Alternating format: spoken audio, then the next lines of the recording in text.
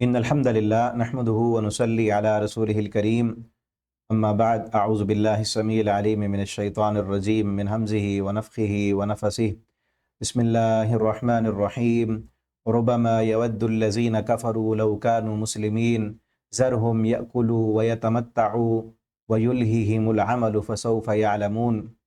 آج انشاءاللہ ہم قرآن کریم کے 14ویں پارے کی تفسیر کا خلاصہ پڑھنے جا رہے ہیں۔ انتہائی توجہ کے ساتھ سنیں اور اپنے دوسرے دوست احباب تک بھی اس پیغام کو پہنچایا کریں تاکہ آپ کے لیے صدقہ جاریہ بنے۔ 14واں پارہ، اس میں پہلے سورۃ الحجر ہے اور پھر سورۃ النحل ہے۔ سورۃ الحجر میں جو پہلی آیت اس پارے میں شروع ہو رہی، بلکہ سورت بھی یہیں سے شروع ہوتی ہے، ایک آیت اس سے پہلے ہے، الف لام را تلک آیات الکتاب وقرآن مبین ربما یود الذین کفروا۔ اس وقت کو یاد کرو کہ خواہش کریں گے وہ لوگ جنہوں نے کفر کیا، کافر جس وقت یہ طمع اور خواہش رکھیں گے کہ کاش لو کانوا مسلمین، کاش وہ بھی مسلمان ہوتے۔ اس وقت کو یاد کرو۔ یہ وقت کون سا ہوگا؟ مفسرین نے لکھا کہ دو وقت، ایک قیامت کے دن جب دیکھیں گے ان کا حشر کیا ہو رہا ہے اور مومنوں کو کیا انعامات دیے جا رہے ہیں، اس وقت وہ بھی خواہش کریں گے کہ کاش وہ بھی مسلمان ہوتے۔ اور دوسرا وقت ہوتا ہے موت کا، دنیا میں ہی جب موت آنے لگتی ہے اور اپنے دیکھتے ہیں سامنے کیا کس چیز کے ساتھ ان کا استقبال ہو رہا ہے، سیاہ چہروں والے فرشتے اور بدبودار لباس لیے ہوئے جب ان کی روحیں نکالنے آتے ہیں، اس وقت خواہش کرتے ہیں، تمنا کرتے ہیں، لیکن اس وقت تمنا کرنا ان کو کوئی فائدہ نہیں دیتا۔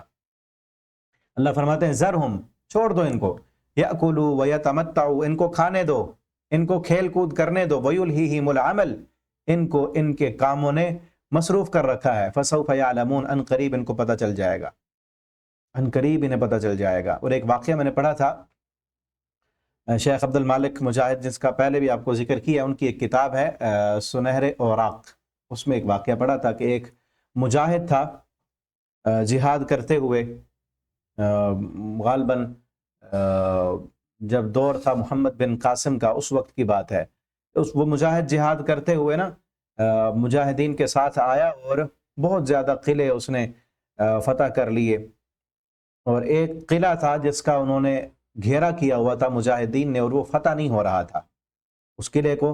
قلعے کے اندر سے ایک سوراخ تھا، ایک مجاہد نے اس سوراخ کے اندر سے دیکھا، خوبصورت علاقہ تھا، پہاڑی علاقہ تھا، اور اس سوراخ کے اندر سے اسے ایک لڑکی دکھائی دی، وہیں سے اس نے اس کو پیغام بھیجا، اس لڑکی نے اسے پیغام بھیجا، اور اس لڑکی نے پیغام بھیجا کہ اگر تو اسلام چھوڑ دیتا ہے اور میرے پاس آ جاتا ہے، میں تجھے مل جاؤں گی، میں تیری ہوں، پھر تو اسلام چھوڑ دے۔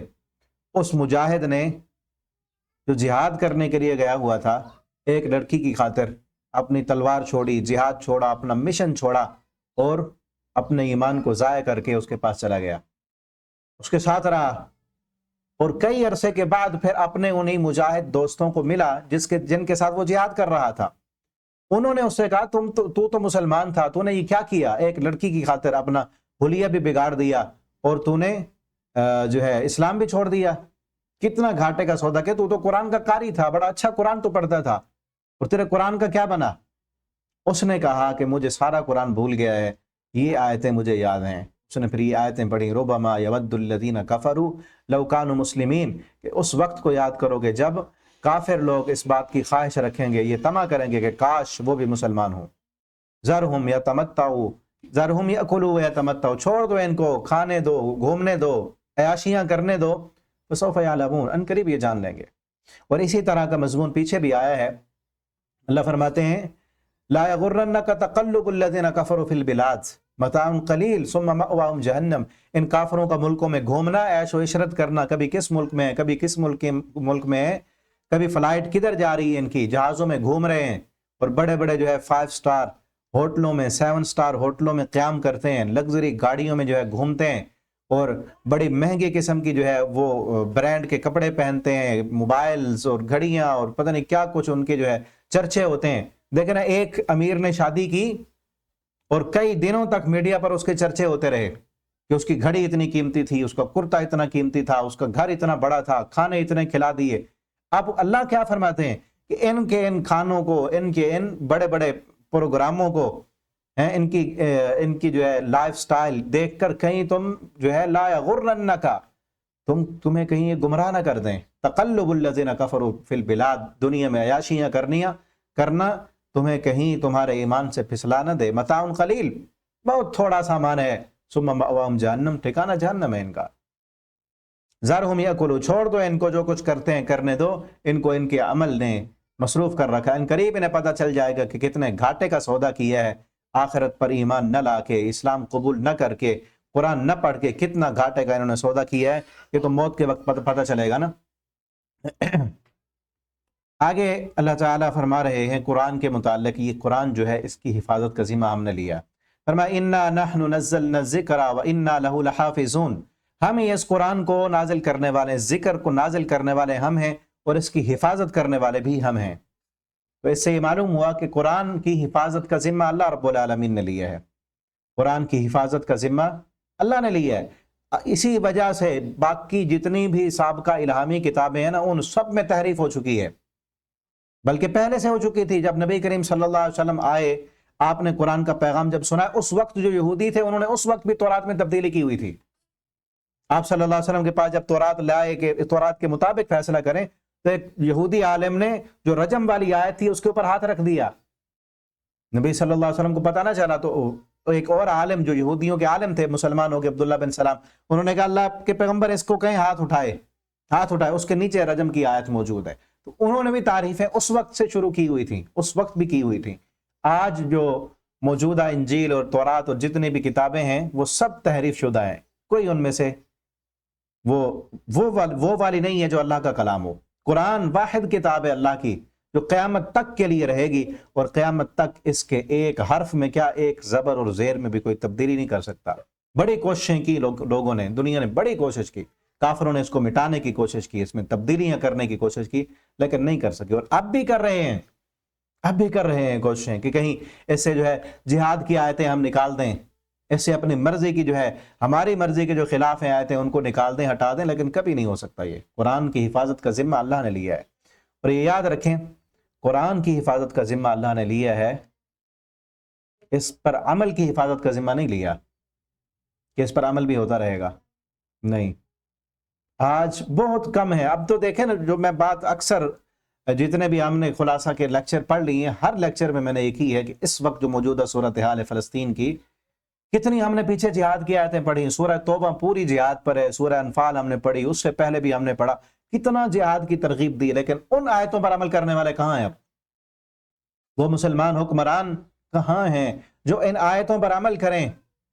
قرآن پکار رہا ہے، قرآن تو پڑھا گیا نا، ہر مسجد سے پڑھا جا رہا ہے، رمضان میں قرآن پکار رہا ہے، قاتل الذین لا یؤمنون باللہ وما لکم لا تقاتلون فی سبیل اللہ، کیا ہو گیا تمہیں، کیوں نہیں اللہ کے راستے میں جہاد کرتے؟ تمہیں کمزور بلا رہے ہیں، بچے پکار رہے ہیں، عورتیں پکار رہی ہیں، بوڑھے پکار رہے ہیں، اور ان کو قتل کیا جا رہا ہے، ان کے گوشت کے جو ہے چیتھڑے اڑ رہے ہیں، ان کے جو ہے ان کے اوپر فاسفورس بمبوں کی برسات کی جا رہی ہے، اور پکار رہے ہیں وہ، لیکن قرآن کی ان آیتوں پر عمل کرنے والے آج نہیں ملتے۔ اور جگہ پر بھی سورہ توبہ میں ہم نے پڑھا، یا ایھا الذین آمنوا ما لکم اذا قیل لکم انفروا فی سبیل اللہ ثاقلتم الی الارض، او ایمان والو کیا ہو گیا تمہیں جب اللہ کے راستے میں جہاد کے لیے تمہیں پکارا جاتا ہے، ثاقلتم الی الارض، زمین کے ساتھ چمٹ جاتے ہو تم، ارضیتم بالحیات الدنیا، دنیا کی زیب و زینت پر راضی ہو گئے تم، دنیا کے سامان پر، دنیا کی زندگی کو تم نے جو ہے وہ خوبصورت بنانے پر لگے ہوئے ہو۔ بلکہ اور آیت بھی پڑھی ہم نے کہ اگر نہیں تم اللہ کے راستے میں جہاد کرتے تو پھر فتربصوا حتی یأتی اللہ بامرہ، اللہ کے عذابوں کا انتظار کرو۔ اب دنیا جو ہے، ہم مسلمان سلطان صلاح الدین ایوبی کا انتظار کر رہے ہیں، ایوبی کا انتظار مت کرو۔ اگر جہاد نہیں کرتے یہ حکمران، اربوں کی تعداد میں حکمران، سب کچھ موجود ہے، اربوں کی تعداد میں جو ہے ان مسلمان اور حکمران، فوجیں، اسلحہ اور جو ہے معدنیات کی دولتیں سے اللہ رب العالمین نے مالا مال کیا ہوا ہے۔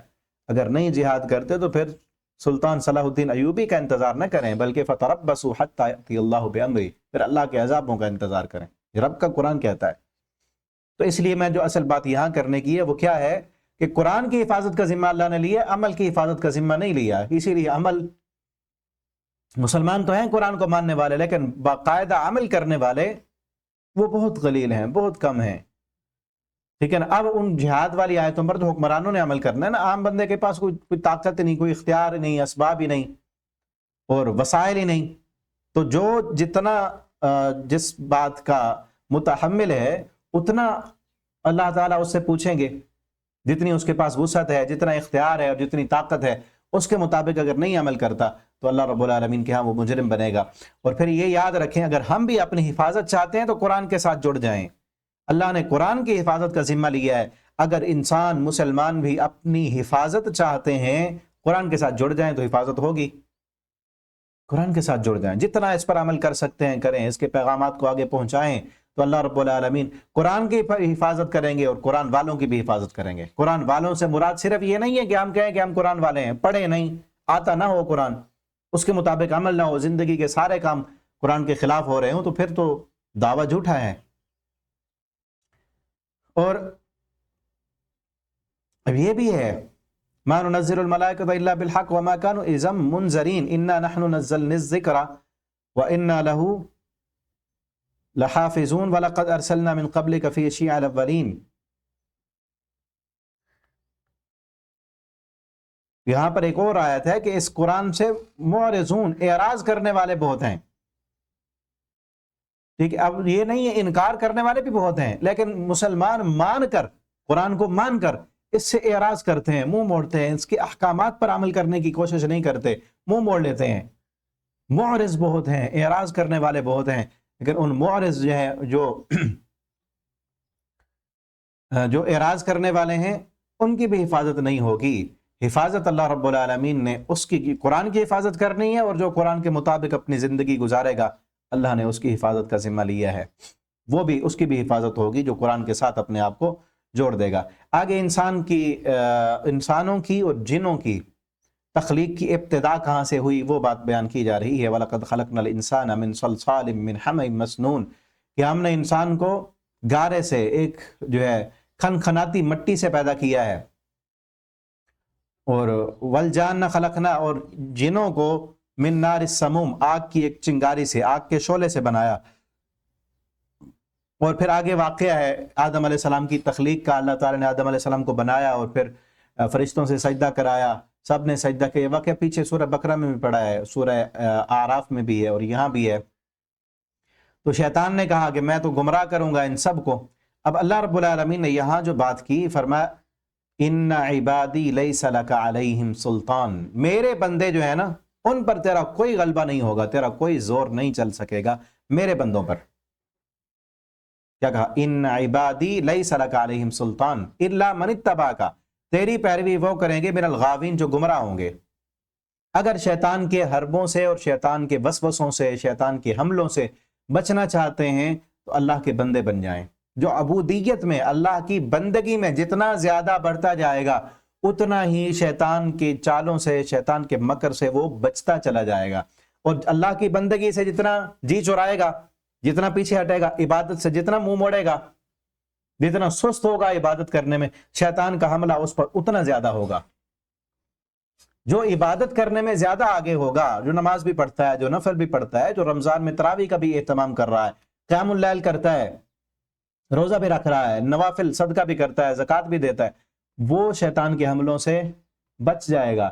اور جو جتنا زیادہ عبادت میں سست ہوتا جائے گا، شیطان کا حملہ اس پر اتنا ہی زیادہ ہوتا چلا جائے گا، کیونکہ قرآن کہتا ہے، اللہ فرماتے ہیں ان عبادی لیس لک علیہم سلطان، میرے بندوں پر تیرا کوئی زور نہیں چل سکے گا۔ جو گمراہ ہوں گے، جو میری بندگی سے جی چرائیں گے، تیرا زور اور تیرا بس انہی پہ چلے گا، اور جن پہ تیرا بس چلے گا، جو عبادت سے جی چرائیں گے، وہ کیا ہوں گے؟ وَإِنَّ جَهَنَّمَ لَمَوْعِدُهُمْ أَجْمَعِينَ، جہنم میں ان سب کو ڈال دیا جائے گا۔ لَهَا سَبْعَةُ أَبْوَابٍ، جہنم کے 7 دروازے ہیں، لِكُلِّ بَابٍ مِّنْهُمْ جُزْءٌ مَّقْسُومٌ، ہر دروازے سے ایک مقررہ حصہ ڈالا جائے گا۔ جہنم کے 7 ہیں اور جنت کے 8 ہیں، ایک دروازہ زیادہ ہے۔ جنت کا ایک جو اضافی دروازہ ہے وہ خاص طور پہ باب الریان ہے، روزے داروں کے لیے، رمضان کے روزے رکھنے والے، نفلی روزے رکھنے والے، ان کے لیے اسپیشل دروازہ ہے جس کا نام باب الریان ہے، اس سے روزے دار جو ہے اس جنت کے اس دروازے سے جائیں گے۔ جہنم کے 7 اور جنت کے 8 دروازے۔ آگے فرمایا ان المتقین فی جنات وعیون، متقین لوگ جنت میں ہوں گے، باغوں میں ہوں گے۔ ایک اہم ترین خوبی اور صفت جنت کی بیان کی گئی ہے، اور اس کے ساتھ ساتھ اس کے اپوزٹ دنیا کی بہت بڑی خرابی ہے۔ وہ کیا ہے کہ اس دنیا میں بوریت ہے، بوریت ہے، تھکاوٹ ہے۔ کوئی بھی کام آپ کرنے لگ جائیں نا تھک جاتے ہیں۔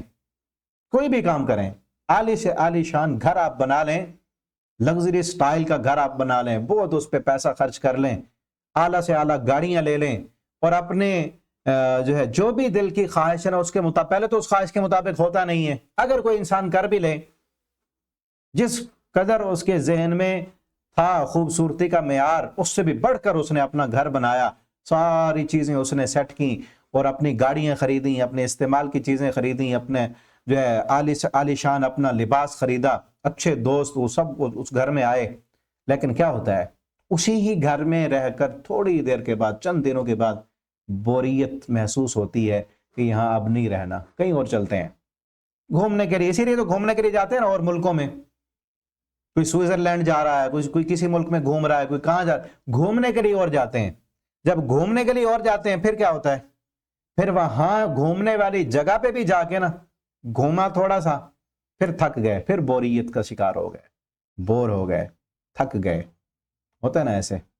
یہ دنیا کی بہت بڑی ایک خرابی ہے کہ یہاں ہر بندہ اب بور ہو کے تھک گئے، پھر سو گئے، گھوم گھوم کے تھکے اور سو گئے، لیٹ گئے، پھر لیٹ لیٹ کے بھی تھک گئے،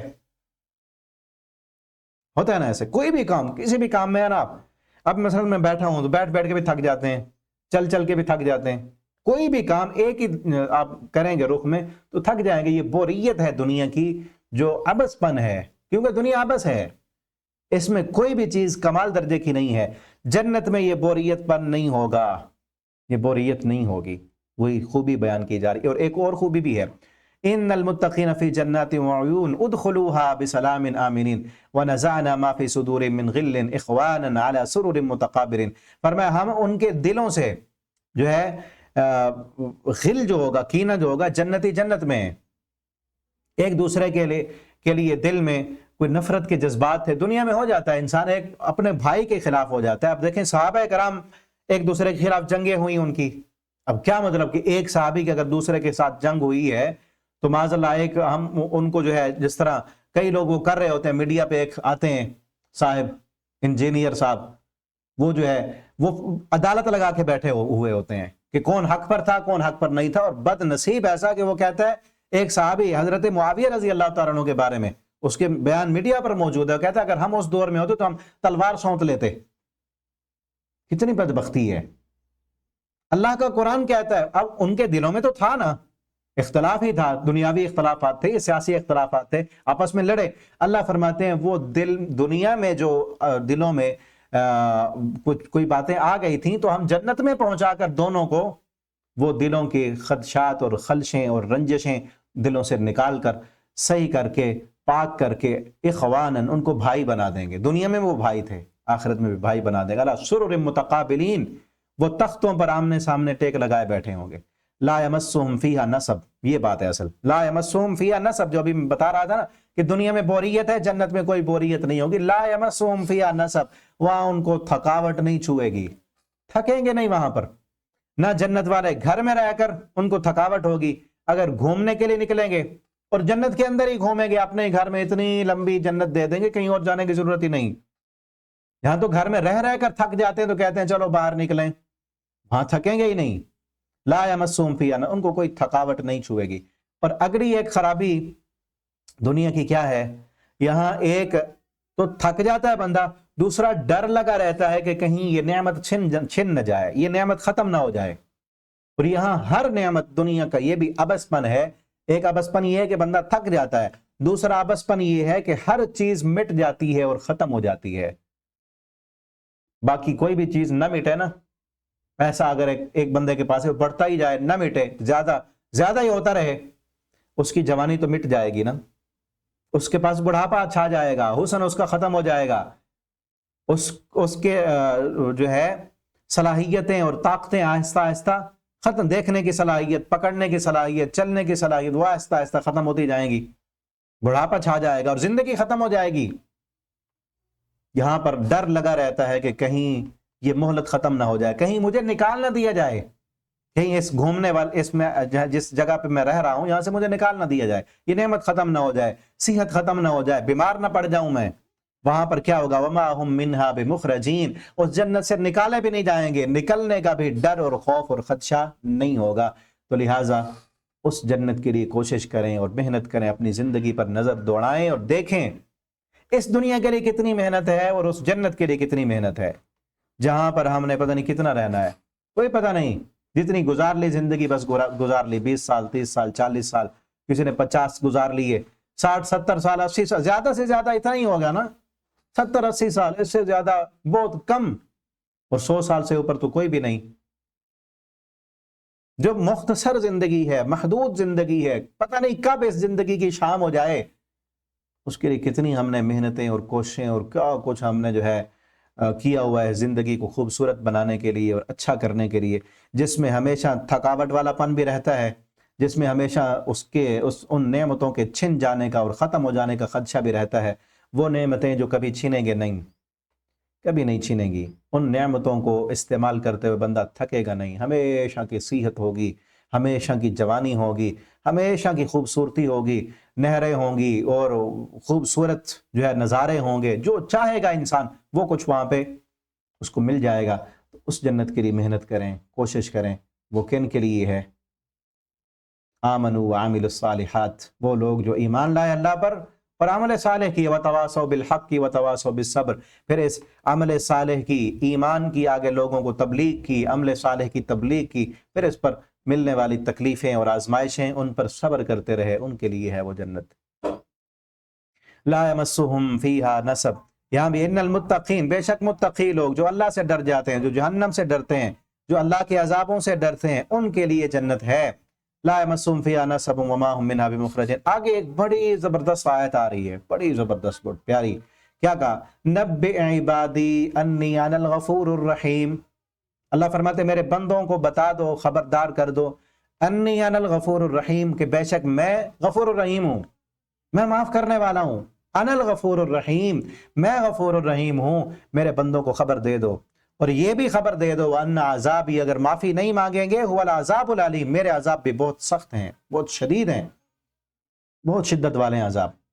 آج ہر بندہ, اکثر مسلمان گناہ کرنے والے کیا کہتے ہیں؟ اللہ غفور الرحیم ہے, اللہ تعالیٰ غفور الرحیم ہے. اللہ تعالیٰ نے 100 قاتل کو بھی, 100 قتل کرنے والا اس کو بھی معاف کر دیا تھا, اللہ ہمیں بھی معاف کر دیں گے. ٹھیک ہے, اللہ غفور الرحیم ہے, لیکن ساتھ ہی اللہ نے کہا میرے بندوں کو یہ بھی بتاؤ میں غفور الرحیم ہوں اور میرے عذاب بھی بڑے شدید ہیں.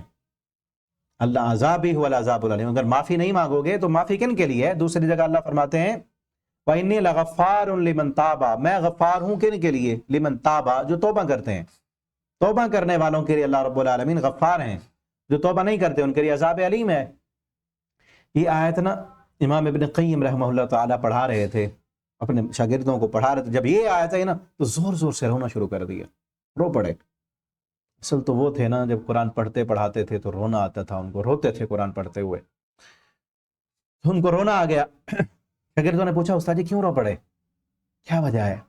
انہوں نے کہا اللہ کی رحمت کی وسعت کو دیکھ کر, اس انداز کو دیکھ کر جو اللہ نے بیان کی ہے, مجھے رونا آ گیا. وہ انداز کیا ہے؟ اگر آپ غور کریں گے تو آپ کو بھی بات سمجھ آئے گی. اللہ نے جب کہا نا کہ میں غفور الرحیم ہوں, جب اپنی غفوری کی بات کی تو کیا کہا؟ نبئ عبادی, میرے بندوں کو بتا دو, انی, بے شک میں, انا الغفور, انا الغفور, میں غفور ہوں. اس کے جواب میں آنا چاہیے تھا, اس کے مطابق جو عبارت بنتی ہے نا تو وہ کیا ہے؟ ان عذابی هو العذاب, نہیں, انا العذاب ہونا چاہیے تھا. یا انا الغفور ہے نا, انا العذاب ہونا چاہیے تھا. یا انا العذاب نہیں ہے, انا العذاب نہیں ہے, بلکہ کیا کہا؟ عذابی, عذابی. یہاں غفوری نہیں ہے, انا الغفور ہے. فرق کیا ہے؟ یہاں ہے انا الغفور, میں غفور ہوں, میں معاف کرنے والا ہوں, یہ ہے مطلب. انا الغفور, میں معاف کرنے والا ہوں, اور عذابی, میرا عذاب. یہاں عذاب کو منسوب کیا ہے یا متکلم کے ساتھ کہ میرا عذاب.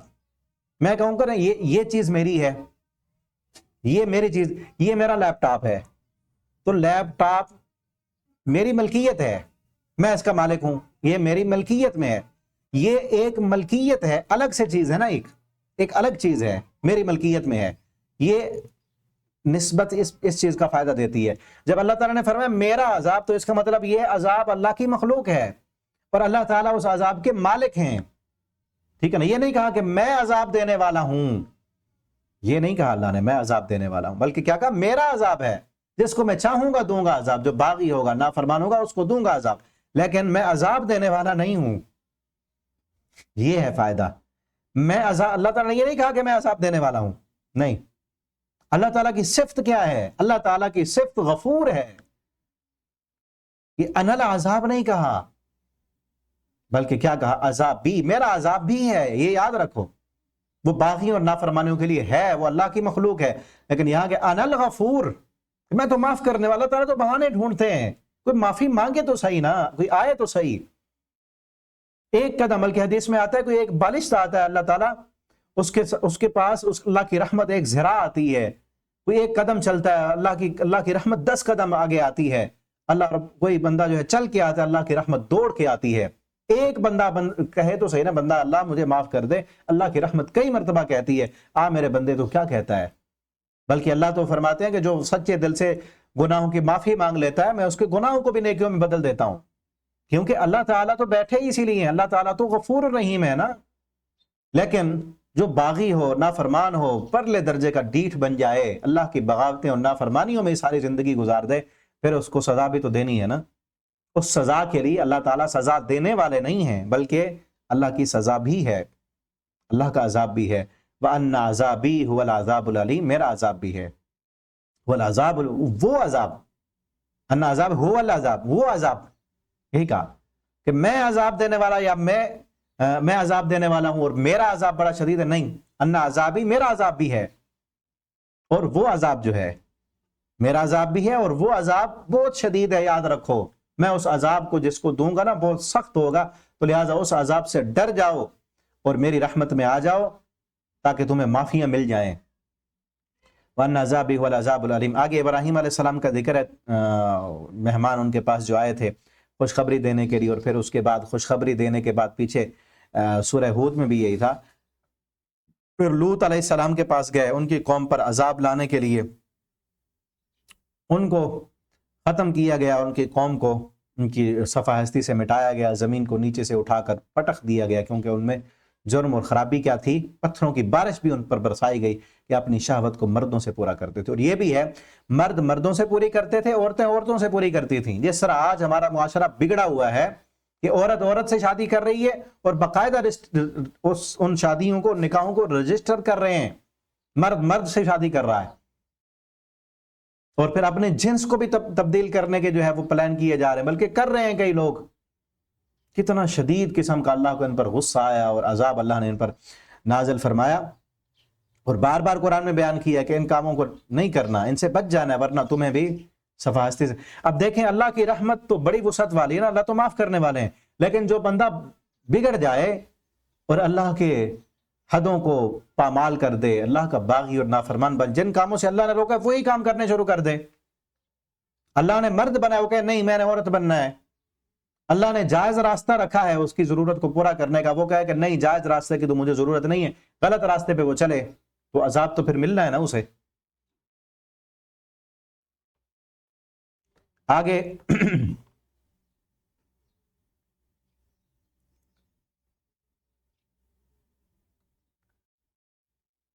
اللہ تعالیٰ نے یہ فرمایا وَإِن مِّن شَيْءٍ إِلَّا عِندَنَا خَزَائِنُهُ، کائنات میں جو بھی چیز ہے نا، إِلَّا عِندَنَا خَزَائِنُهُ، اس کے خزانوں کے مالک ہم ہیں۔ کائنات کی ہر چیز رب کی ہے، ہر چیز۔ إِن مِّن شَيْءٍ إِلَّا عِندَنَا خَزَائِنُهُ، کائنات میں جو بھی کچھ ہے نا، إِلَّا عِندَنَا، اس کے خزانے، اس کی ملکیت ہمارے پاس ہے، جس کو چاہتے ہیں جتنا عطا کرتے ہیں۔ وَمَا نُنَزِّلُهُ إِلَّا بِقَدَرٍ مَعْلُومٍ، اس کو ہم نازل کرتے ہیں ایک معلوم اندازے کے ساتھ، ایک معلوم اندازے کے ساتھ اس کو نازل کرتے ہیں۔ اس کے بعد اللہ اگلی صورت میں اللہ رب العالمین کے جو ہے وہ مختلف قسم کی نعمتوں کا بھی تذکرہ ہو رہا ہے، جو اللہ تعالیٰ اندازے سے نازل کرتے ہیں نا اپنی نعمتیں اور فراوانیاں اور خزانے، ان کی بڑی زبردست فہرست اللہ تعالیٰ نے اگلی صورت میں دی ہے۔ اور یہاں اس صورت کے آخر میں نبی کریم صلی اللہ علیہ وسلم کو تسلی دیتے ہوئے اللہ نے فرمایا ہے فَاصْدَعْ بِمَا تُؤْمَرُ، آپ کا جو مقصد ہے، مقصد بعثت ہے، آپ اس کو پورا کیجئے. فَاصْدَعْ بِمَا تُؤْمَرُ، آپ ڈنکے کی چوٹ پر جس بات کا آپ کو حکم دیا گیا اس کو پہنچا دیجئے. آپ توحید کا پیغام ان کو سنا دیجئے، کسی قسم کا کوئی اس میں رد و بدل نہیں کرنا، کوئی کمی بیشی نہیں کرنی، اور دو ٹوک انداز میں ان کو توحید کا پیغام سنائیں. فَاصْدَعْ بِمَا تُؤْمَرُ وَأَعْرِضْ عَنِ الْمُشْرِكِينَ، مشرکین سے اعراض کیجئے. اِنَّا كَفَيْنَاكَ الْمُسْتَهْزِئِينَ، وہ توحید کا دو ٹوک پیغام سنانے پر جو آپ کے دشمن بنتے ہیں، آپ کو پریشان کرتے ہیں، آپ کی توہین اور اہانت کرتے ہیں، کبھی آپ کو ساحر، کبھی مجنون، کبھی دیوانہ، آپ کی شان میں جو گستاخیاں کرتے ہیں. اِنَّا كَفَيْنَاكَ الْمُسْتَهْزِئِينَ، آپ کا استہزاء کرنے والوں کو ہم کافی ہیں. آپ نے ان کو جواب نہیں دینا، اپنی صلاحیت ان کے خلاف استعمال مت کریں، ان کے خلاف سوچیں بھی نہیں. وہ کیا کر رہے ہیں کرنے دو. جو آپ کو ذمہ داری دی گئی ہے، آپ قرآن کا پیغام سناتے رہیں ان کو، آپ قرآن پڑھ پڑھ کے سناتے رہو، بدلے میں گالیاں دیں، وہ جھوٹا کہیں، وہ ساحر کہیں، جو کہیں کہنے دو، ہم کافی ہیں. اور مفسرین نے لکھا ہے جتنے بھی آپ صلی اللہ علیہ وسلم کی توہین کرنے والے تھے نا، کوئی بھی نہیں بچا، سب کو اللہ نے نبی صلی اللہ علیہ وسلم کی زندگی میں ہی نشان عبرت بنا دیا، نشان عبرت بنا دیا. ایک تھا ان میں ابو لہب کا بیٹا، نبی صلی اللہ علیہ وسلم کی گستاخی کرنے والا. آپ صلی اللہ علیہ وسلم نے اس کے لیے بد دعا کی، کہا اللہم سلط علیہم کلبا من کلابک، اللہ اپنے کتوں میں سے ایک کتا اس پر مسلط کر دے. بڑی آپ صلی اللہ علیہ وسلم کو تکلیفیں دی اس نے، بلکہ انہیں ابو لہب کے ہی بیٹوں نے نبی صلی اللہ علیہ وسلم کی بیٹیوں کو طلاق دے دی، صرف اس وجہ سے.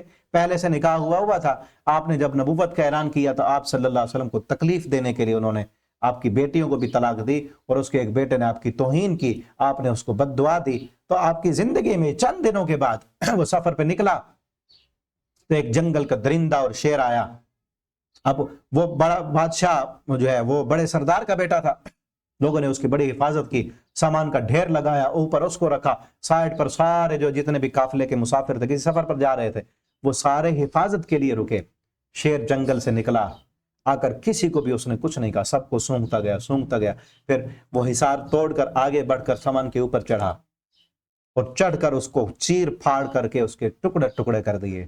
کھایا نہیں، اس کو کھایا نہیں، بھوکا نہیں تھا، چاہے وہ بھوکا بھی تھا، لیکن اللہ نے مسلط کیا کہ اس کو دنیا میں نشان عبرت بنا دینا ہے.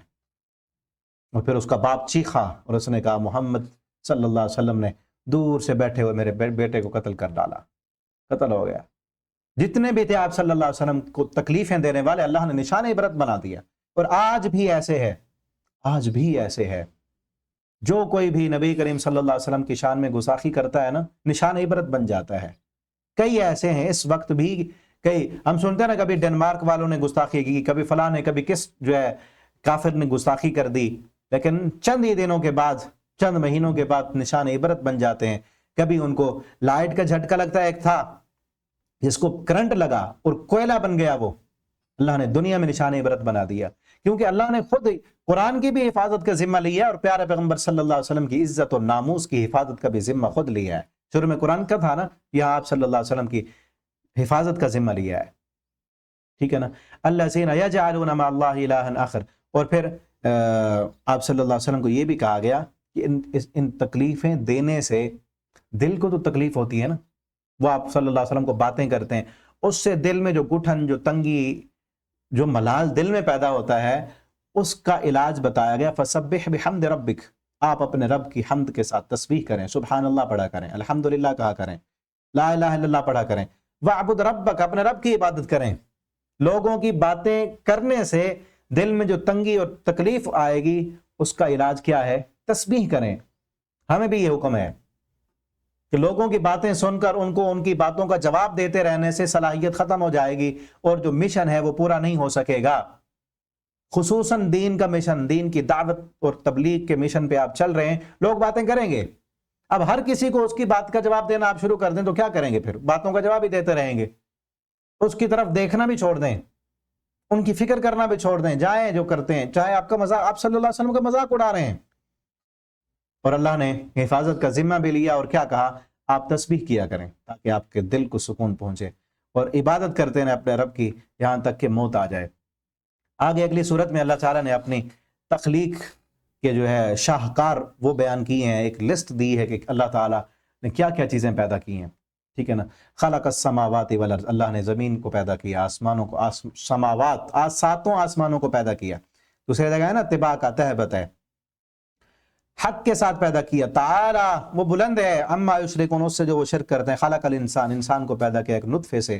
والانعام اور جانوروں کو پیدا کیا. خلقها لکم پیدا کیا تمہارے لیے. فیہا دفع اس میں تمہارے لیے دفاع ہے. ومنافع اور کئی قسم کے فائدے ہیں. دفاع کیا ہے؟ جنگ لڑنے کے لیے بھی انہیں پہ جاتے ہیں، سواری بھی کے لیے بھی استعمال کرتے ہیں، اور انہی کی کھال سے جو ہے کئی چیزیں سردی سے بچاؤ کے لیے جو ہے استعمال کرتے ہیں اس کو. وَلَكُمْ فِيهَا جمال اور انہی جانوروں میں تمہارے لیے خوبصورتی بھی ہے. جس وقت صبح کو چرانے کے لیے لے جاتے ہو، واپس لے کے آتے ہو اور ان پر سواری کرتے ہو تم. والخیل والبغال گھوڑے اور خچر تاکہ ان پر تم سواری کرو. هو الذی وہ ذات انزل من السماء ماء جس نے آسمان سے پانی برسایا اس میں تمہارے لیے پینا. ينبت لكم بالزر اور اس نے کھیتیاں اگائیں تمہارے لیے.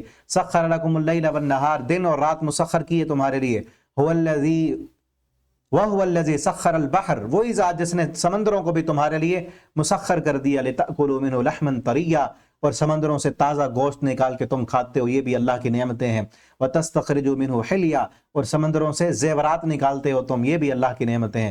وَتَرَى الْفُلْكَ مَوَاخِرَ فِيهِ اور کشتیاں کتنی بڑی بڑی اس سمندر کو چیرتے ہوئے جاتی ہیں. لِتَبْتَغُوا مِنْ فَضْلِهِ اللہ کا فضل تلاش کرتے. اب دیکھیں نا کتنے بڑے بڑے بھاری بھرکم جہاز سمندر کو چیرتے ہوئے جاتے ہیں، اور کتنا سامان ہوتا ہے ان پر، ٹنوں من وزنی سامان.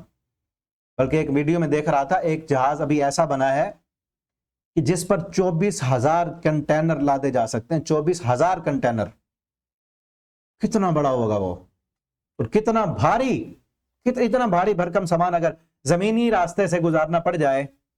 بلکہ ایک جہاز جب آتا ہے نا بندرگاہ پہ تو کئی دنوں تک جو ہے وہ کنٹینر جو ہے وہ سواریاں چلتی رہتی ہیں کہ وہ فلاں جہاز آیا اور اتنا سامان اس کا وہ لوڈ کیا جا رہا ہے اور فلاں شہر میں پہنچایا جا رہا ہے. تو اللہ رب العالمین کی یہ بھی نعمت ہے نا کہ ان سمندروں کو اللہ نے مسخر کر دیا کہ تم اس میں سواریاں چلا. اب ایک سوئی اس میں پھینکو تو وہ ڈوب جاتی ہے، لیکن اتنے بھاری بھرکم جہاز اللہ نے ایسے انسان کو صلاحیت دی کہ اس میں سے وہ چلا کر لے جاتے ہیں. وَعَلَامَاتٍ وَبِالنَّجْمِ ستارے بھی علامتیں ہیں، ان سے تم ڈائریکشن معلوم کرتے ہو. ہم یہتدون راستہ پاتے ہو. افمن یخلق کمن لا یخلق اور یاد رکھو جو اتنا بڑا خالق ہے، آسمان بنانے والا، زمین بنانے والا، جانور تمہارے لیے پیدا کرنے والا، تمہیں پیدا کرنے والا، بارشیں برسانے والا، نباتات اگانے والا، سمندروں کو تمہارے لیے مسخر کرنے والا. افمن یخلق کمن لا یخلق کیا وہ اس کی طرح ہو سکتا ہے جس نے کچھ بھی نہیں بنایا؟ جس کو تم نے اپنے ہاتھوں سے بنائی مورتی، اس کو تم نے اس خالق کے برابر کر دیا ہے؟ ذرا برابر بھی عقل نہیں. افمن یخلق کمن لا یخلق افلا تذکرون کیا تم نصیحت نہیں حاصل کرتے؟ وَإِن تَعُدُّوا نِعْمَتَ اللَّهِ اگر اللہ کے نعمتوں کا شمار کرنا چاہو تو تم اللہ کی نعمتوں کو گن بھی نہیں سکتے، شمار بھی نہیں کر سکتے. یہ پیچھے بھی آیت یہ والی. الہکم الہ واحد یاد رکھو تمہارا الہ ایک ہی الہ ہے، معبود ایک ہے، مشکل کشا وہ ہے جس نے یہ ساری چیزوں کو پیدا کیا. الہ وہ ہے، جھکو اسی کے سامنے، مانگو اسی سے، اور پھر اگر نہیں مانگو گے اس سے، اس کے سامنے نہیں جھکو گے، اپنی منمانی اور اپنی مرضی کرو گے، تو پھر کیا ہوگا؟ ایک دن تو آنا ہے نا کہ جس وقت تم اسی کے سامنے پیش ہوگے. الذین تتوفاہم الملائکہ وہ لوگ کہ جن کو ملائکہ فوت کرتے ہیں. موت تو آنی ہے نا، یہ زندگی ہمیشہ کے لیے تھوڑی ملی ہے. ظالمی انفسہم جنہوں نے اپنے نفسوں پر ظلم کرتے رہے، جب فرشتے آ کر ان کو موت دیتے ہیں نا تو کیا کرتے ہیں وہ؟ فَأَلْقَوُا السَّلَمَ مَا كُنَّا نَعْمَلُ مِنْ سُوءٍ اس وقت وہ جو ہے ہتھیار گرا دیتے ہیں، وہ کہتے ہیں ہم تو نعمل ما كُنَّا نَعْمَلُ مِنْ سُوءٍ ہم تو گناہ نہیں کرتے تھے. جبکہ ما كُنَّا بلا ان اللہ علیم اللہ تعالیٰ خوب جاننے والے ہیں کہ تم کیا کرتے رہے. فَادْخُلُوا أَبْوَابَ جہنم پھر اس وقت ان کو کہا جائے گا کہ جہنم کے دروازوں سے داخل ہو جاؤ جہنم میں. فَلَبِئْسَ مَثْوَى الْمُتَكَبِّرِينَ بہت برا ہے وہ ٹھکانہ. اور وہ لوگ جنہوں نے تقوی اختیار کیا ان کے لیے خیر ہے. لِلَّذِينَ أَحْسَنُوا فِي هَذِهِ الدُّنْيَا حَسَنَةٌ جنہوں نے دنیا میں احسان کیا، نیکیاں کی، ان کے لیے آخرت میں بھی حسنہ جنت ہے ان کے لیے. وَلَدَارُ الْآخِرَةِ فی الدنیا حسنہ دنیا میں بھی ان کے لیے حسنہ ہے. جنہوں نے دنیا میں نیکیاں کی، دنیا میں بھی نیکیوں کا اچھا صلہ ملے گا ان کو. وَلَدَارُ الْآخِرَةِ خَيْرٌ آخرت کا گھر بھی بہتر ہے ان کے لیے. وَلَنِعْمَ دَارُ الْمُتَّقِينَ کیا خوب ہے متقین کا گھر. وہ کون سا ہے؟ جنات عدن ہمیشہ کے باغات ہیں، تجری من تحتها الانہار جن کے نیچے نہریں جاری ہیں. لہم فیہا ما یشاؤون جب تک چاہیں گے وہاں ان گھروں میں وہ رہیں گے. آگے اللہ نے ایک بہترین حکم دی ہے ہمیں کیا کہا کہ تم جو ہے اگر کچھ نہیں آتا نا تمہیں، فَاسْأَلُوا أَهْلَ الذِّكْرِ، اگر کسی چیز کا نہیں پتا تو اہل ذکر سے، علم والوں سے سوال کیا کرو، پوچھ لیا کرو. دین کے متعلق کسی بات کا نہیں پتا تو پوچھا کرو، پوچھ لیا کرو. ان کنتم لا تعلمون، اگر تمہیں پتا نہ ہو. لیکن پوچھنا صرف اس سے نہیں پوچھنا کہ عالم نے، تمہارے عالم نے، امام نے جو بتا دیا پھر وہ حرف آخر ہے. نہیں، کیا فرمایا؟ بالبینات والزبر، بالبینات دلیل کے ساتھ، والزبر، اور زبر اصل کہتے ہیں کتاب، الہامی کتابوں کو. یہ پیچھے اہل کتاب کا ذکر ہے اصل میں. تو ہمارے لیے بھی یہی ہے کہ اگر کسی مسئلے کا نہیں پتا تو عالم سے پوچھیں، لیکن پوچھنا یہ نہیں کہ اس کی بات حرف آخر سمجھیں. آپ پوچھیں کہ وہ بتا کیا رہا ہے، کہاں سے حوالہ دے رہا ہے آپ کو. اگر اس نے قرآن کی آیت پڑھ کے آپ کو بتایا ہے، نبی صلی اللہ علیہ وسلم کی حدیث پڑھ کے مسئلہ بتایا تو پھر تو ٹھیک ہے، مانے آپ. اگر اپنی مرضی سے اور اپنی رائے سے بتایا ہے تو پھر رائے اس کی وہ حرف آخر نہیں ہو سکتی. ٹھیک ہے نا؟ بالبینات والزبر، دلائل کے ساتھ ان سے سوال کریں. وانزلنا الیک الذکر، ہم نے آپ کی طرف ذکر نازل کیا، لتبین للناس، تاکہ آپ لوگوں کے لیے وضاحت کریں، ما نزل الیہم ولعلہم یتفکرون.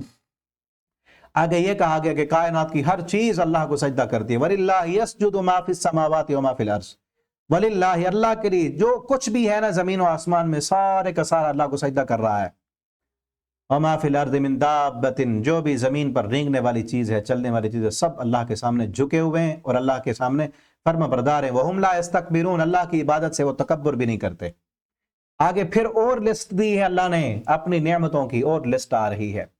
بلکہ اس سے پہلے ایک اور بات بھی کی گئی ہے، کافروں کا رویہ، مشرکین مکہ کا رویہ، اور آج کئی مسلمانوں کا بھی یہ رویہ ہے. دنیا داروں کا، جن کی سوچ دنیا داری والی ہوتی ہے نا، ان کا رویہ بھی یہی ہے. کیا ہے؟ وَإِذَا بُشِّرَ أَحَدُهُمْ بِالْأُنْثَىٰ، جب مشرکین مکہ میں کو کسی کو یہ بتایا جاتا ہے نا کہ تیرے گھر میں بیٹی پیدا ہوئی ہے، تیری بچی پیدا ہوئی ہے، ظَلَّ وَجْهُهُ مُسْوَدًّا، تو اس کا چہرہ سیاہ ہو جاتا ہے، وَهُوَ كَظِيمٌ، اور وہ غم سے بھرا ہوتا ہے. یہ کیا ہو گیا، میرے گھر میں بیٹی ہو گئی. اور پھر یتوارا من القوم من سوء ما بشر بھی، پھر وہ قوم سے چھپ کر پھرتا، کسی کو بتاتا نہیں ہے کہ میری بیٹی ہوئی ہے. اور پھر کیا کہتا ہے، دل ہی دل میں سوچ رہا ہوتا ہے، ایمسکو علی ہون، کیا میں اس کو روکوں، علی ہون کراہت پر، ام یدسہ فی التراب، یا میں اس کو مٹی میں دبا دوں. بیٹیوں کو اٹھاتے تھے، جس کا گھر میں بیٹی ہو جاتی گڑھا کھود کر، بلکہ ماں اگر نہیں اٹھانے دیتی تھی تو ماں سے آنکھ چرا کر اس کو چھپا کر لے جاتا تھا باپ، اور جا کر گڑھا کھود کر مٹی میں دفن کر دیتا تھا اس کو. اسی کا یہاں ذکر کیا جا رہا ہے. وہ یہ سوچتا کیا میں اس کو رکھوں اپنے پاس اور پھر کراہت بھی، ملامت بھی میرے سر ہوگی، یا پھر میں اس کو دبا دوں مٹی میں. یہ ان کا رویہ تھا، بہت برا رویہ. آپ دیکھیں نا عورت کو کتنا مقام دیا اللہ نے. وہ عورت، وہ بچی جس کے پیدا ہونے پر بھی دکھی ہوتے تھے اور پریشان ہوتے تھے، نبی کریم صلی اللہ علیہ وسلم نے آ کر یہ کہا کہ جو بندہ 2 بیٹیوں کی پرورش کرے گا، ان کی اچھی تربیت کرے گا، جنت میں وہ میرے ساتھ ہوگا. ایسے ساتھ ہوگا جس طرح یہ 2 انگلیاں اکٹھی، آپ نے 2 انگلیوں کا اشارہ کیا، جس طرح یہ دونوں انگلیاں ساتھ ساتھ ہیں، میں اور بچیوں کی اچھی تربیت کرنے والا، وہ جنت میں اکٹھے ہوں گے. اللہ تعالی ہمیں اچھی تربیت کرنے کی توفیق دیں. لیکن آج بھی اسی طرح کا رویہ رکھنے والے موجود ہیں. اس وقت جدید سسٹم نہیں تھا. اب جو ہے اس وقت الٹرا ساؤنڈ کے ذریعے پتہ چل جاتا ہے. اب جب بتایا جاتا ہے الٹرا ساؤنڈ مشین کے ذریعے کہ بچی ہے، اس کے بعد رویہ کیا ہوتا ہے اس کے باپ کا؟ یہی ویسے کا ویسا سوچ رہا ہوتا ہے نا، جس طرح یتوارا من القوم من سوء ایمسکو علی ہون ام یدسہ فی التراب، کیا میں اس کو رکھوں یا ختم کروں؟ اسی طرح سوچ رہا ہوتا ہے کیا اس بچی کو رہنے دوں یا حمل ضائع کرا دوں. ابھی حمل کا ضائع کرانا بھی اتنا ہی بڑا جرم ہے جتنا بڑا جرم ان کا بچیوں کو زندہ درگور کر دینا تھا. اور خصوصاً اس وقت جس وقت الٹرا ساؤنڈ کے ذریعے معلوم کر لیا جاتا ہے کہ اب بچہ ہے یا بچی ہے، اس وقت تو اس میں روح پھونک دی گئی ہے. ٹھیک ہے نا؟ بہت برا ان کا کام تھا اور رویہ تھا. اور پھر اس سے بڑا ان کی خرابی یہ تھی کہ فرشتے جو تھے یجعلون لما لا یعلمون نصیبا ویجعلون للہ البنات سبحانہ، اللہ کے لیے وہ کہتے تھے فرشتے اللہ کی بیٹیاں ہیں. اپنے لیے بیٹیاں اتنی ناپسند کرتے تھے کہ بیٹی کو زندہ درگور کر دیتے تھے اور چہرے پر ناگواری کے آثار آتے تھے، اور اللہ کے لیے بیٹیاں بنائی ہوئی تھیں. کتنے برے تھے کہ ایک چیز جو تمہیں پسند نہیں ہے تو تم خود تو پسند کرو نا. جو تمہیں پسند نہیں ہے ایک چیز، وہ چیز اللہ کے لیے بناتے ہو تم، جبکہ اللہ کی تو بیوی ہی نہیں، وہ فرشتے. بلکہ دوسری جگہ آتا ہے اللہ فرماتے ہیں کیا تم ان کی تخلیق کے وقت حاضر تھے کہ ہم نے ان کو مؤنث بنایا ہے کہ وہ بیٹی ہیں اللہ کی. آگے جو ہے اور اللہ کی نعمتیں اور انعامات کا ذکر ہے. واللہ انزل من السماء ماء، اللہ نے آسمان سے پانی نازل کیا. فاحیا به الارض، اس سے زمین کو مردہ ہونے کے بعد اس کو زندگی دی. ان فی ذلک لآیات، اس میں بھی نشانی ہے. وان لکم فی الانعام لعبرہ، جانوروں میں بھی تمہارے لیے عبرت ہے. نسقیکم مما فی بطون، ان جانوروں کے پیٹوں سے ہم کیا پلاتے ہیں تمہیں، نسقیکم پلاتے ہیں تم کو. لیکن کمال قدرت دیکھیں، اللہ فرماتے ہیں من بین فرس، درمیان فرس گوبر کے، ودمن اور خون کے، لبنن خالصا، خالص دودھ، کہ گوبر بھی اسی پیٹ میں، اسی جانور کے پیٹ میں، خون بھی اسی میں ہے. اور درمیان سے، بلکہ ایک میں نے پکچر دیکھی تھی سائنس نے وہ سکین کر کے جو پکچر دی ہے کہ دودھ بنتا کہاں سے ہے، جیسے بنتا ہے نا گوبر اور خون کے درمیان سے ہی نکل رہا ہے، لیکن ذرہ برابر بھی کبھی ایک قطرہ خون کبھی نہیں آیا دودھ کے اندر. بالکل صاف شفاف اور خالص، جانور خالص دے رہا ہے. چاہے جانور کا مالک ہمیں خالص نہ پینے دے، نہ پہنچنے دے، اس میں ملاوٹ کر دے، کیونکہ ہر چیز یہاں ملاوٹ والی ہے. جب ایمان میں ملاوٹ ہے اور خالص دودھ پینا ہے نا، تو اللہ سے یہ دعا کیا کریں، یہاں سے اس آیت سے سیکھ لیں دعا، لبنن خالصا. ٹھیک ہے نا، اللہ فرماتے ہیں ہم نے خالص دودھ پلا، تو اللہ سے دعا کریں اللہ مسقنا لبنن خالصا، اللہ ہمیں خالص دودھ دے. اور ایمان میں اگر اگر ایمان آپ کا خالص ہے اور آپ جو کام کرتے ہیں وہ خالص کر رہے ہیں، تو اللہ خالص دودھ دے گا آپ کو. ایسے لوگ دے گا آپ کو جو خالص دیں گے آپ کو، ٹھیک ہے نا. لیکن اگر آپ کے ایمان میں ملاوٹ ہے، جو کام آپ کر رہے ہیں اس میں بھی ملاوٹ ہے، خالص نہیں کر رہے، تو کبھی خالص دودھ کی پھر توقع نہ رکھیں. لبنن خالص، اللہ فرماتے ہیں ہم خالص دودھ پلاتے ہیں. سائغا للشاربین، اور ایسا ہے کہ پینے والوں کے حلق سے بڑی نرمی اور آسانی سے نکل جاتے. اور یہی دودھ ہے جس پر دعا جو ہے بڑی زبردست سکھائی گئی ہے. باقی ہر کھانا اچھے سے اچھا آپ کھا لیں تو اس کے بعد دعا ہے اللہم بارک لنا فیہ ورزقنا خیرا منہ، اللہ جو ہم نے کھایا اس میں برکت دے اور اس سے بہتر عطا فرما. لیکن دودھ پینے کے بعد آپ صلی اللہ علیہ وسلم نے جو دعا سکھائی ہے وہ کیا ہے، اللہم بارک لنا فیہ وزدنا منہ، اللہ اس میں برکت دے اور زیادہ دے. کہ دودھ بہت بابرکت چیز ہے کہ اس کو اور زیادہ دے، ٹھیک ہے. لیکن باقی چیزوں کے بعد کیا ہے، ورزقنا خیرا منہ، اس سے بہتر دے، دودھ سے بہتر اور کوئی چیز نہیں ہے، مکمل غذا ہے. اب دیکھیں چھوٹا بچہ صرف دودھ ہی پیتا ہے نا، ہم جب پیدا ہوئے تو پہلی خوراک کیا تھی، دودھ ہی تھی. دودھ مکمل غذا ہے. اور آگے اور زبردست اللہ کی نعمت کا ذکر ہے، وہ کیا ہے، شہد. وَأَوْحَيْنَا وَأَوْحَى رَبُّكَ إِلَى النَّحْلِ، آپ کے رب نے وحی کی شہد کی مکھی کی طرف. نحل سورت کا نام بھی سورت النحل ہے، اور نحل شہد کی مکھی کو کہتے ہیں. پورا ایک جو ہے نظام ہے قدرتی اللہ کا بنایا ہوا. آج سائنس نے بڑی تحقیق اور ریسرچ کی ہے کہ شہد کی مکھی کس طرح جا کے جو ہے پھولوں کا رس چوستی ہے، کس طرح اس کے پورے جسم کے اندر اللہ نے مشینری فٹ کر دی ہے، اور اس سے جو شہد نکلتا ہے کتنا زبردست ہے. ثم کلی من کل ثمرات فاسلکی سبل ربک ذللا یخرج من بطونها شراب، اس کے پیٹ سے جو نکلتا ہے پینا مختلف الوان، اس کے ذائقے، اس کا رنگ مختلف ہوتا ہے. شفاء للناس، اس میں لوگوں کے لیے شفا ہے.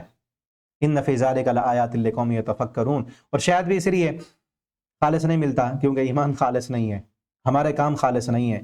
واللہ خلقکم ثم یتوفاکم، اور آگے اللہ نے یہ کہا اللہ نے تمہیں پیدا کیا، وہی تمہیں موت دے گا، وہی تمہیں جو ہے رذیل عمر کی طرف، بڑھاپے کی طرف لوٹا دیتا ہے، تاکہ تم نہ جانو سب کچھ جاننے کے بعد، سب کچھ جاننے کے باوجود نہ جانو. لکی لا یعلم بعد علم شیئا، بڑھاپے میں جب بوڑھا ہو جاتا ہے ذہنی صلاحیتیں ختم ہو جاتی ہیں، حتیٰ کہ یہ کچھ ہوتا ہے کہ اپنی اولادوں کے نام تک کے بھول جاتے ہیں، اپنے گھر کا راستہ بھول جاتا ہے، اپنا کھایا ہوا بھول جاتا ہے، اپنا پیشاب پخانا اس کو بھول جاتا ہے. رذیل عمر اتنی ہو جاتی ہے. نبی صلی اللہ علیہ وسلم نے رذیل عمر سے پناہ مانگی ہے. اور سارا کچھ علم ہو جانے کے باوجود نہیں جانتا ہوتا کچھ بھی. ان اللہ علیم قدیر، اللہ سب کچھ جاننے والے اور اللہ قادر ہیں. آگے اللہ نے نعمت ذکر کی، واللہ فضل بعضکم، اللہ نے بعض کو تم میں بعض پر فضیلت دی ہے رزق میں، کسی کا رزق زیادہ کیا، کسی کا کم کیا. اور آگے کہا واللہ جعل لکم من انفسکم ازواجا، اللہ کی ایک اور نعمت یہ بھی ہے کہ اللہ نے تمہارے نفسوں سے تمہارے لیے بیویاں بنائی ہیں. وجعل لکم من ازواجکم بنین، اور تمہارے बीवियों में से तुम्हारे लिए बेटे बनाए हैं, वहफदतन और पोते बनाए हैं, वरज़क़कुम मिनत तय्यिबात पाकीज़ा रिज़्क दिया तुमको, अफ़बिल बातिल युमिनून व बिनिअमतिल्लाहि यकफ़ुरून, बातिल पर ईमान लाते हो, औरों का शुक्रिया अदा करते हो और अल्लाह की नेमतों का इनकार करते हो। वयअबुदून मिन दुनिल्लाह, उनकी इबादत करते हो, और वो लोग जो इबादत करते हैं अल्लाह के अलावा, मा ला यमलिकु लहुम रिज़्क़ा, जो उनके रिज़्क़ के मालिक नहीं है, ना आसमान में ना जमीन में, और ना वो कुछ ताकत रखते हैं। और आगे फरमाया ला तज़रिबू लिल्लाहिल अमसाल, अल्लाह के लिए मिसालें न बनाओ। आगे अल्लाह ने एक मिसाल दी है, ज़रबल्लाहु, बल्कि दो मिसालें दी हैं, एक बंदे की, ज़रबल्लाहु मसलन अब्दा, गुलाम की, कि देखो एक गुलाम ममलूक है, जो वो गुलाम के मालिक क्या उसको अपने बराबर का दर्जा देंगे? एक नौकर है, मुलाजिम है, जो कुछ कुदरत और इख्तियार नहीं रखता, क्या वमर रज़क़नाहु मिन्ना रिज़्क़न हसना, और वो बंदा जिसको हमने रिस्क दिया, साहिब इख्तिदार और इख्तियारात वाला बनाया, क्या वो मुलाजिम उसके बराबर हो सकता है? या ये दोनों जब बराबर नहीं हो सकते, हालांकि इंसान होने में तो दोनों बराबर है ना, इंसानी सलाहियतों में बराबर हैं, और बाज दफा जिस्मानी ताकत में मुलाजिम जो होता है वो मालिक से ज्यादा ताकतवर होता है, क्योंकि काम कर करके उसका जिस्म स्ट्रांग होता है ज्यादा। तो लेकिन ये दोनों इंसानियत में बराबर होने के बावजूद अपने लेवल और म्यार में बराबर नहीं है, एक ऊपर है एक नीचे है, ये दोनों बराबर नहीं हो सकते। तो खालिक और मखलूक को तुमने कैसे बराबर बना दिया? और मिसाल दी कि दो बंदे, ज़रबल्लाहु मसलन रजुलैनि अहदुहुमा अबकम, एक बंदा, दो बंदे हैं, उनमें से एक जो अबकम, वो बहरा है, सुन नहीं सकता, किसी चीज की कुदरत और सलाहियत नहीं रखता, जहां भी भेजो वो कोई चीज खैर नहीं लेके आता वापस। और तो उसके मुकाबले में देखने वाला, सुनने वाला, सेहतमंद, क्या वो दोनों बराबर हो सकते हैं? ये बराबर नहीं हो सकते। तो मखलूक और खालिक को तुमने कैसे बराबर कर दिया है? और आगे अल्लाह ने और नेमतों का जिक्र किया, वल्लाहु अखरजकुम मिन बुतूनि उम्महातिकुम, अल्लाह ने तुम्हारी माँ की पेट से तुम्हें निकाला जब तुम कुछ नहीं जानते थे, ला तालमून शैया, तुम कुछ नहीं जानते थे। अल्लाह की नेमतों को तो देखो ना, वजअल लकुमुस समा वल अबसारा वल अफीदा, अल्लाह ने कान बनाए, आंखें बनाई, दिल बनाया, तुम जिससे सारा इल्म हासिल करते हो, सीखते हो, समझते हो, जानते हो, लेकिन उस रब का फिर शुक्र ये अदा नहीं करते। और नेमतें, वल्लाहु जअल लकुम मिन बुयूतिकुम सकना, अल्लाह ने तुम्हारे लिए रहने के लिए तुम्हारे लिए घर बनाए, वजअल लकुम मिन जुलूदिल अनाम बुयूता, और तुम जानवरों की खालों से भी जो है वो घर बनाते हो, तस्तखिफूना, और फिर वल्लाहु जअल लकुम मिम्मा खलक़ ज़िलाला, अल्लाह ने तुम्हारे लिए साए बनाए हैं, वजअल लकुम मिनल जिबालि अकनाना, और पहाड़ों में तुम्हारे लिए रिहायशें रखी हैं, पहाड़ों में खजाने भी रखे हैं, मादनियात भी अब निकल रही हैं। फ़इन तवल्लौ फ़इन्नमा अलैकल बलाग, अब सारी नेमतें सुनने के बावजूद भी अल्लाह की नेमतों से मुंह मोड़ते हो तो सुनो, अलैकल बलाग, हमारे जिम्मे पहुंचा देना है, अल्लाह ने हिसाब लेना है। यारिफून नेमतल्लाह, ये जो है वो सब अल्लाह की नेमतों को पहचानते हैं, देखते हैं कि जिस्म में भी नेमतें हैं, कायनात में भी अल्लाह रब्बुल आलमीन की निशानी है और रब की नेमतें हैं, लेकिन सुम्मा युनकिरूनहा, फिर भी अल्लाह का इनकार करते हैं, फिर भी नाशुक्री करते हैं, फिर भी शुक्रिया की बारी आती है औरों के सामने झुकते हैं। अक्सरुहुमुल काफिरून, बल्कि इनमें से अक्सर काफिर हैं, अल्लाह की नेमतों का इनकार करने वाले हैं। उस दिन को याद करो जिस दिन हम हर उम्मत से शहीद को गवाह उठाएंगे, सुम्मा ला युज़नु लिल्लज़ीना कफ़रू, फिर नहीं इजाजत मिलेगी उन लोगों को जिन्होंने कुफर किया कि अब वो माजरत पेश करें, अब शुक्रिया नहीं कर रहे, अब अल्लाह की इबादत का हक अदा नहीं करते, तो उस वक्त इनसे कोई माजरत कबूल नहीं की जाएगी। आगे एक आयत में पूरी शरीयत मुतहरा का निचोड़ जो है वो बयान किया गया है। फरमाया इन्नल्लाह यअमुरु बिल अदलि वल इहसान, अल्लाह तुम्हें हुक्म देता है अदल का और एहसान का, व इताए ज़िल कुर्बा, और करीबी रिश्तेदारों को उनका हक देने का अल्लाह हुक्म देता है। और अल्लाह हुक्म देता है और अल्लाह मना करता है अनिल फ़हशा, फहाशी से, वल मुनकर, अल्लाह की नाफरमानी वाले कामों से, वल बग़य, और बगावत से अल्लाह मना करता है। याइज़ुकुम, वो नसीहत करता है तुमको, लअल्लकुम तज़क्करून, ताकि तुम नसीहत हासिल कर लो। ये आयत अक्सर खुतबों में भी पढ़ी जाती है, मसनून खुतबे में, बल्कि ये आयत हज़रत उमर बिन अब्दुल अज़ीज़ रहमतुल्लाह ताला ने खुतबे में पढ़ना शुरू की थी, और आज भी अक्सर खुतबों में पढ़ी जाती है, लेकिन इसके मुताबिक अमल नहीं हो रहा। जहाँ पे अदल हो, इंसाफ हो, वो हुकूमतें कायम रहती हैं, निज़ाम दरहम बरहम नहीं होता, अमन और सुकून आता है अदल के साथ, लेकिन आज अदल नहीं है। और अदल और इंसाफ, इनमें फ़र्क होता है। अदल होता है हर बंदे को उसकी सलाहियत के मुताबिक देना, जो जिसका मुस्तहक है उसको उसका हक देना। इंसाफ कहते हैं बराबरी को, अदल कहते हैं कि जो जिस चीज का मुस्तहक है ना, हर हक वाले को उसका हक देना, ये अदल है। آگے ایک اور اہم ترین بات کی گئی ہے، بلکہ اس پر ایک میں نے ویڈیو کلپ بھی بنایا تھا پہلے، چینل پہ موجود ہوگا یوٹیوب پہ، کہ اگر زندگی میں آپ سکون چاہتے ہیں تو آپ یہ 4 کام ذکر کیے تھے میں نے اس آیت کے ضمن میں، کہ اگر یہ 4 کام آپ کریں انشاءاللہ آپ کی زندگی کو اللہ رب العالمین سکون سے بھر دیں گے۔ وہ اس آیت میں بیان کیے گئے ہیں، فرمایا من عمل صالحا من ذکر او انثى وهو مؤمن، جو بندہ بھی عمل صالح کرے گا چاہے وہ مرد ہے یا عورت ہے، شرط یہ ہے کہ وہ مومن ہو، فَلَنُحْيِيَنَّهُ حَيَاةً طَيِّبَةً، اللہ فرماتے ہیں ہم اس کو پاکیزہ زندگی عطا کر دیں گے، پاکیزہ زندگی مل جائے گی اسے۔ اور وہ 4 کام کیا تھے؟ آپ چاہیں تو وہ کلپ دیکھ لیں، مختصر میں بتا دیتا ہوں۔ 4 کام یہ ہیں کہ آپ اپنی زندگی میں ذکر کرنے کی عادت اپنائیں۔ عمل صالح ہے نا، عمل صالح کرنا شروع کر دیں تو اللہ زندگی کو سکون سے بھر دیں گے۔ عمل صالح میں سب سے پہلے نماز ہے، ذکر، نماز بھی اللہ کا ذکر ہے۔ مسنون دعائیں جو ہیں ان کی عادت اپنائیں، مسنون دعاؤں کی عادت اپنائیں، اور اللہ سے مانگنے کی عادت جو ہے بنا لیں۔ اور دوسرا کام یہ ہے کہ آپ اپنی زندگی کو رسول اللہ صلی اللہ علیہ وسلم کی سنت کے مطابق بنا لیں، ہر کام سنت کے مطابق ہو، آپ کا کھانا، آپ کا بیٹھنا، آپ کا سونا، آپ کا جاگنا، آپ کا سفر، آپ کی معیشت، معاشرت، سیاست، سب سنت کے مطابق ہو تو آپ کی زندگی سکون سے بھر جائے گی۔ اس کے بعد جو ہے آپ صدقہ کرنے کی عادت اپنائیں، ٹھیک ہے نا، صدقہ کریں، آپ اللہ کے راستے میں خرچ کرنے والے بنیں، اللہ رب العالمین آپ کے مال میں اضافہ بھی کریں گے اور اللہ آپ کی زندگی کو سکون سے بھی بھر دیں گے، ٹھیک ہے نا۔ آگے اس سورت کے آخر میں ابراہیم علیہ السلام کا تذکرہ کیا گیا ہے ایک مکمل رکوع میں، جس طرح پچھلے پارے کی آخر میں بھی ابراہیم علیہ السلام کا ذکر تھا، یہاں بھی فرمایا ان ابراہیم کان امہ، ابراہیم علیہ السلام تو اکیلے ایک امت تھے، جتنا کام پوری امت اور جماعت مل کر کرتی ہے اتنا کام اکیلے ابراہیم نے کیا تھا۔ قانتا للہ، اللہ کے فرما بردار تھے، حنیفہ، یکسو تھے، لم یکن من المشرکین، مشرک نہیں تھے، شاکرا لانعمہ، اللہ کی نعمتوں کی شکر گزاری کرنے والے تھے۔ پچھلے پارے کا آخری رکوع ابراہیم علیہ السلام کی دعائیں تھیں، وہاں پر اس رکوع میں ابراہیم علیہ السلام کی خوبیاں ہیں، ابراہیم علیہ السلام کی صفات بیان کی جا رہی ہیں۔ امت تھے، قانت تھے، حنیف تھے، ٹھیک ہے، 3 خوبیاں تو یہ ایک آیت میں ہو گئی، حنیفن، قانت، یکسو، فرما بردار، اللہ سے ڈرنے والے، حنیفن، یکسو ہو کر، مشرک نہیں تھے، اور خوبی آ گئی کہ وہ موحد تھے، اللہ کا شکر کرنے والے تھے، شاکر تھے، شاکر لانعمہ، اجتبا، اللہ نے چن لیا ان کو، ہدایت دی سیدھے راستے کی طرف، اور دنیا میں بھی اللہ فرماتے ہیں ہم نے حسنہ عطا کی، اور آخرت میں بھی وہ نیک لوگوں میں سے تھے۔ پھر ہم نے آپ کی طرف بھی یہ وحی کی کہ آپ بھی ابراہیمی بن جائیں، ان اتبع ملت ابراہیم حنیفا وما کان من المشرکین، کہ آپ بھی ابراہیم علیہ السلام کی ملت کی اتباع کیجئے۔ اور آگے فرمایا ادعو الی سبیل ربک، لوگوں کو اللہ کے راستے کی طرف بلائیں حکمت کے ساتھ اور اچھی نصیحت کے ساتھ۔ اگر جھگڑا کرنا پڑ جائے تو جھگڑا بھی، کسی کو کوئی بات سمجھانی ہے نہیں مان رہا تو وہ بھی اچھے طریقے کے ساتھ، وَاصْبِرْ، اور آپ صبر کریں، وَمَا صَبْرُكَ إِلَّا بِاللَّهِ، اور صبر اللہ کی توفیق کے ساتھ ہوگا، وَلَا تَحْزَنْ عَلَيْهِمْ، آپ ان پر غم نہ کریں، وَلَا تَكُ فِي ضَيْقٍ مِّمَّا يَمْكُرُونَ، آپ کے دل میں کسی قسم کی کوئی تنگی نہیں ہونی چاہیے۔ إِنَّ اللَّهَ مَعَ الَّذِينَ اتَّقَوْا، اللہ رب العالمین کی مدد ان لوگوں کے ساتھ ہے جو تقوی اختیار کریں، وَالَّذِينَ هُمْ مُحْسِنُونَ، ان لوگوں کے ساتھ اللہ کی مدد ہے جو احسان کرنے والے ہیں۔ ہمارا پارہ جو ہے الحمدللہ کمپلیٹ ہو گیا، مکمل ہو گیا۔ آگے کل انشاءاللہ ہم 15واں پارہ، اس کا خلاصہ پڑھیں گے۔ اللہ رب العالمین سے دعا ہے اللہ تعالی ہمیں قرآن پڑھنے کی، سمجھنے کی، اس کے مطابق اپنا عقیدہ عمل بنانے کی توفیق دیں۔